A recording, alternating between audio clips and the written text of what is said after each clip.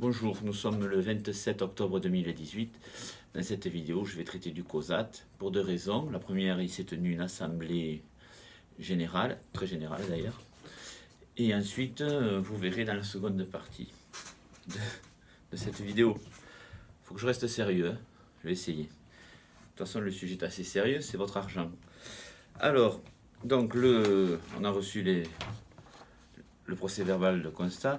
Donc le 15 octobre, enfin je ne sais plus quand, à peu près, s'est tenue une assemblée générale du COSAT.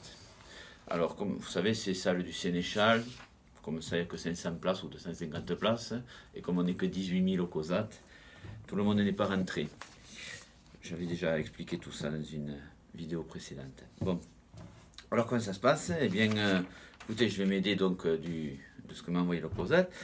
Donc, Madame Stekel nous a présenté d'abord le rapport financier d'activité et le compte de résultat. Voilà. Alors, je le dis tout de suite, hein, il y a un trou de... Enfin, c'est officiel, hein, ça. Enfin, un déficit. Hein.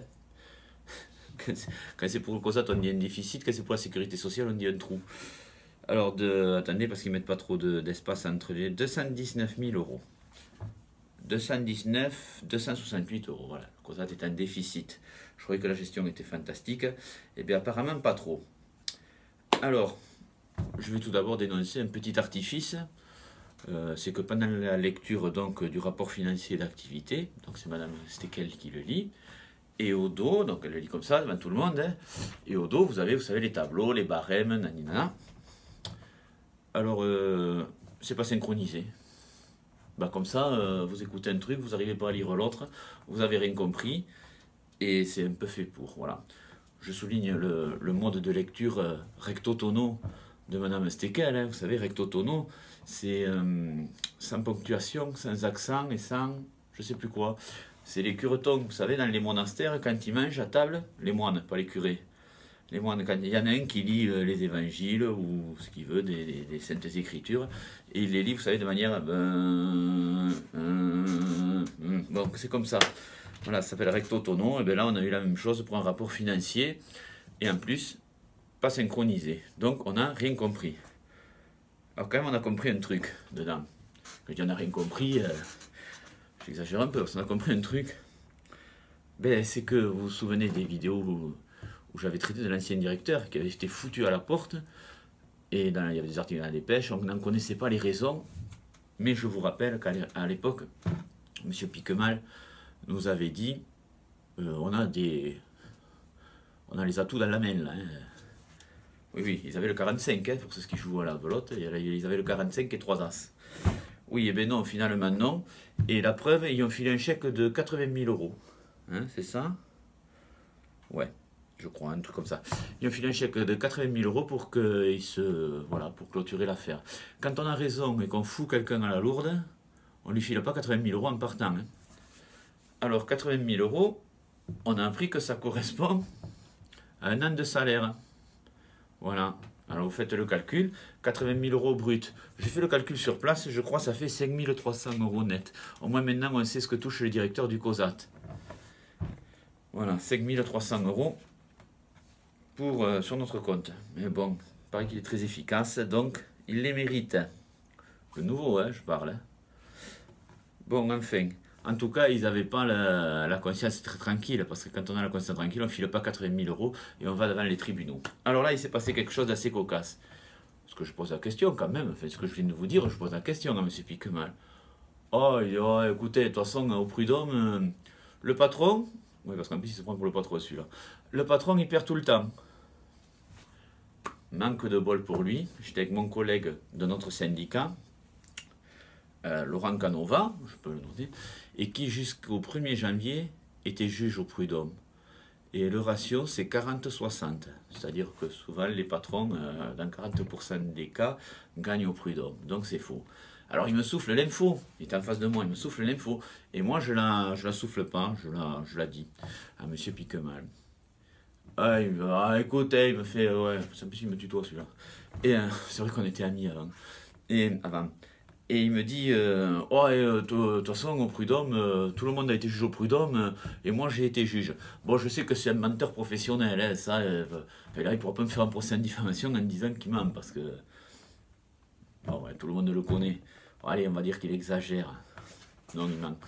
Et il a quand même foutre un procès en diffamation s'il veut. Et là, alors là, il nous dit qu'il a été juge au prud'homme.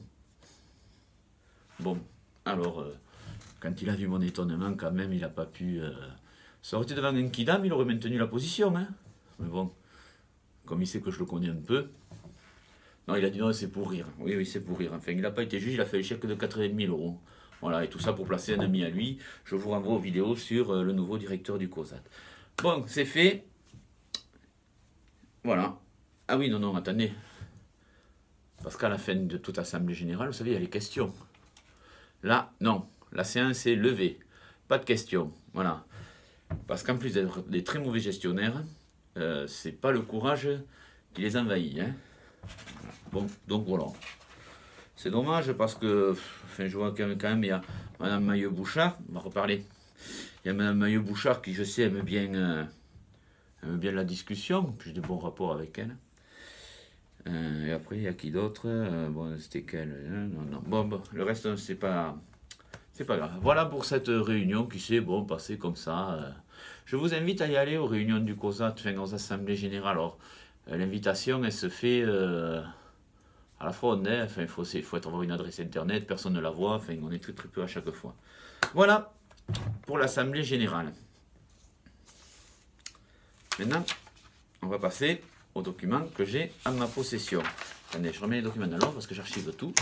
Après, je ne retrouve pas les choses, hein, mais j'archive tout. Maintenant, on va passer aux documents. Ceux-là, je ne les ai pas perdus. Alors, j'ai à ma possession, je vous le dis tout de suite, hein, c'est pas l'affaire, comment ça s'appelle, la Elfa Aquitaine. Hein. C'est pas la grande, c'est pas non plus le COSAT, non pas le COSAT, le service social avec les millions d'euros disparus. Mais ce que je vais dire, quand même, ça en dit long sur pas la moralité, parce que la moralité, c'est pas... Mais là, sur la mentalité, quoi, des gens qui nous dirigent. Alors, je garde le meilleur pour la fin. Qu'est-ce que j'apprends? Document à l'appui. Hein. Alors, attendez, parce que je suis organisé, mais vous savez que on me le reproche, ça, de tripoter les papiers, de ne pas m'organiser, mais bon, c'est comme ça. Voilà. Alors, il y avait un spectacle qui s'appelait Kalinka. Je sais pas, ça doit être un peu russe. C'est une chanson russe de Ivan Rebrov, Kalinka. Alors, donc des places pour Kalinka. Donc, des places ont été facturées au COSAT. Alors, attendez, voilà. Alors, elles ont été facturées au COSAT, mais pour qui? En plus, hein. Attendez, c'est quoi l'histoire? Voilà. Pour Madame Maillot-Bouchard. Alors, attends. Voilà. Des places ont été facturées. Alors, c'est 4 fois 45 euros. Je vous l'ai dit, c'est pas l'affaire Elfa Aquitaine. Hein. Elles ont été facturées en plus au COSAT. Pour qui? En plus de tout ce qui a été donné. Eh bien, pour Madame, alors je vous lis, Madame Maillot-Bouchard, une élue, qui a quand même, enfin, bon, je ne veux pas m'occuper de la vie privée des gens, mais les élus, s'ils n'ont pas 45 euros pour se payer une place de spectacle. Madame Giuliano, je ne sais pas si ils sont mariés, la compagne de Monsieur Piquemal, ça reste en famille, le truc. Monsieur Liart et son épouse. Son épouse, je ne pensais pas qu'elle soit ni à la mairie ni au COSAT. Enfin, ça demande à vérifier. Bon, mais en tout cas, sur le lot, quand même, on en a 4 de l'UNSA, 3 de l'UNSA. Voilà. Donc, en fait, c'est que l'UNSA, au lieu d'en faire bénéficier, par exemple, de ces places, quelqu'un d'autre. Hein. Quelqu'un, vous savez, parce qu'il y a quand même des agents qui n'ont pas les moyens de sortir 45 euros. Bon, ça, c'est pas l'affaire du siècle, hein, c'est un spectacle, mais enfin, bon, ils peuvent se payer les places, quoi. À mon avis. Et ensuite, j'ai des chèques. Alors, des copies, j'ai pas les chèques, hein. Je suis pas encore le... C'est pas encore à moi qu'on fait des chèques. Des chèques versés sans justification, ou du moins je les ai pas, mais je crois qu'il n'y a pas de justification. Et si elles y sont, je les attends. Hein. Monsieur Liart, il a qu'à me les donner, parce que voilà, Monsieur Liart, il se fait, enfin, il a un chèque de 110 euros. Alors attendez, voilà, il est là. un remboursement, sans justification. Voilà. Alors, des remboursements sans justification, s'ils veulent, je peux leur en faire plein, moi, puisque j'ai rien à justifier. Voilà. Et ensuite, aussi, un auto-chèque. Ah oui, M. Piquemal a inventé l'auto-chèque. Alors voilà, celui-là, il est où, il est où? Attendez, je sais pas si je l'ai. Voilà. 600 €, M. Piquemal. La somme de 600 €. Alors, c'est même parce que est signé par lui, quoi. Ce jour, pour la pétanque concours à Marseillaise. Alors, le truc, c'est qu'il s'est versé le chèque, parce qu'à l'arrivée, on précisait, il est allé au concours à la pétanque à Marseille. Je vous rappelle, sur votre compte. Et bon, mais il n'avait pas pris, bon, il y a eu avancé l'argent, il l'a fait là-bas, bon, voilà, il l'a fait, il se rembourse. Non, là, c'est 600 € une semaine avant. Et la justification, je l'attends toujours. Donc, c'était le 3 juillet 2015, ça. Voilà. Bon, tout ça, je vous dis, hein, c'est pas non plus pas l'affaire du siècle. C'est pas l'affaire du siècle. Ça, par contre, c'est pas non plus, encore une fois, l'affaire du siècle, mais enfin, je suis pas Mediapart non plus. Hein, je ne vais pas tomber, comment il s'appelle, là, le ministre des Finances, là, qui mettait de l'argent en Suisse, Cahuzac, qui mettait de l'argent en Suisse. Bon, par contre, là, je vais devenir sérieux. J'ai plein de... Le syndicat a beaucoup de gens qui n'arrivent pas à joindre les deux bouts et qui souvent ont un loyer de retard, tout ça, qui s'adressent au COSAT. Il y a un service qui s'appelle le Fonds d'action sociale, le FAS, et qui peut sur un coup de vous aider. Il ne paye pas les loyers pendant 200 ans. Hein. Bon. Ouais, sur un coup de, il peut vous aider, et ce qui est normal. On est quand même dans un pays très très social, parfois un peu trop, souvent pas assez, à mon goût, mais c'est comme ça. Enfin, et puis de toute façon, c'est normal d'aider les plus faibles d'entre nous. Par contre, là, des aides comme ça, comme celle que j'ai sous les yeux, je pense que beaucoup d'employés de mairie en veulent. Alors, je vous demande, les documents, je ne les passe pas, hein, mais je vous demande, quand vous allez demander un truc au FAS, de leur rappeler ce que je vais vous dire. J'ai ici, alors c'était une adhérente du COSAT, ça c'est quasiment sûr, je me suis renseigné, c'est quasiment sûr, je l'espère en tout cas. Par contre, elle n'est pas à la mairie, je ne l'ai pas sur les listes mairie pour les élections. Bon, après, elle est peut-être au CCAS, elle est peut-être tout ça, hein, mais bon. Et alors, elle, par contre, cette dame, c'est une dame en l'occurrence, elle s'est fait payer des loyers. Alors, soit elle habite un palais, soit elle s'est fait payer beaucoup de loyers. J'ai vérifié l'adresse, c'est pas un palais, hein. Une petite maison. Toulouse quand même, mais bon, c'est une petite maison, moi, ça vaut pas quand même des millions. Et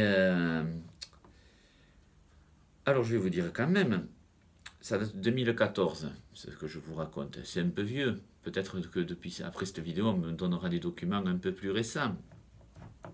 Mais en 2014, un don loyer, ça s'appelle comme ça, vous voyez, donne pour payer le loyer. Et bien là, le don loyer, il est de 3160 €. Voilà, écoutez-moi bien, 3160 €. Ça me fait des loyers, ça fait quelques loyers, d'accord? Et, attendez, parce qu'il faut que je calcule, 5 mois après, 1452 à la même personne. C'est-à-dire, à la louche, 4600 € de loyer en 5 mois payés. Alors, quand M. Piquemal ou Mme Stekel, maintenant, vont vous ergoter, comme dernièrement pour un adhérent de chez nous, pas adhérent d'ailleurs, mais enfin, on aide quand même les non-adhérents, nous, on ne leur demande pas, on ne leur braque pas les cartes. Quand Mme Stekel ou M. Piquemal vous refuseront, je vous demanderai de me le faire savoir. Et alors, je ne vous donnerai pas le document, mais si vous voulez, je viendrai avec vous, on ira le voir, et on lui demandera comment se fait-il que, je ne montre pas parce qu'il y en a qui feraient des captures d'écran, qu'à cette époque-là, ils ont donné autant d'argent à cette dame, qui le méritait sûrement. Et en plus, bon, tout le monde sait que c'est une amie de Mme Stekel. Voilà. On le sait parce que quand on fait des recoupements, 2-3 recoupements, on voit le nom, on voit... voilà. Voilà, voilà. Et c'est d'ailleurs, tout ça, là, tout ce que je vous dis, c'est signé hein, Madame Stekel et le trésorier, Monsieur Piquemal. Ah, il était que trésorier à l'époque. Ah oui, c'était sous l'ancienne gestion. Ah ouais. Attends, j'avais pas percuté. Parce que maintenant, c'est le contraire. C'est l'autre le président et c'est elle la trésorière. Ouais, en fait, c'est bonnet blanc et blanc bonnet, quoi. Pour rester poli. Voilà. Je remercie la personne qui m'a fourni ces documents. S'il y en a d'autres, je prends. Il faut savoir que c'est pas la peine de me refiler des balourds, c'est-à-dire des faux documents. Je vérifie les choses. Bon, là, c'est pas facile à vérifier, mais je vérifie les choses avant de faire des vidéos. Voilà, je vous remercie d'avoir suivi cette vidéo. Et n'oubliez pas mon conseil, quand vous demanderez de l'aide au COSAT, n'oubliez pas de rappeler cette histoire à 4 500 €. Voilà. Et quand vous demanderez à la rigueur même d'aller voir un spectacle, je vous invite à aller voir Madame Maillot-Bouchard. Bon, Juliano, elle est à Tisséo maintenant. Et Monsieur Liart, qui se présente à l'UNSA, je crois. Mais non, je suis sûr. Je n'ai pas vu les listes, mais je suis sûr qu'il se présente. Vous allez voir Monsieur Liart, puisque lui et son épouse se mettent des places gratuites de concert, enfin de Kalinka. Voilà. Voilà. Et ils s'autosignent des... Alors, pas Monsieur Liart, hein. Mais M. Piquemal, il s'autosigne des chèques de 600 €. Je ne sais pas si c'est légal de s'autosigner un chèque d'ailleurs. Quand j'y pense, je ne sais pas si c'est légal. Il faudra que j'y pense moi au syndicat que je m'autosigne des chèques. Tiens. Ah ouais, si c'est légal, pourquoi pas. Et voilà. Je vous remercie de m'avoir suivi pour cette vidéo. La prochaine sera sur un sujet beaucoup plus grave. Merci.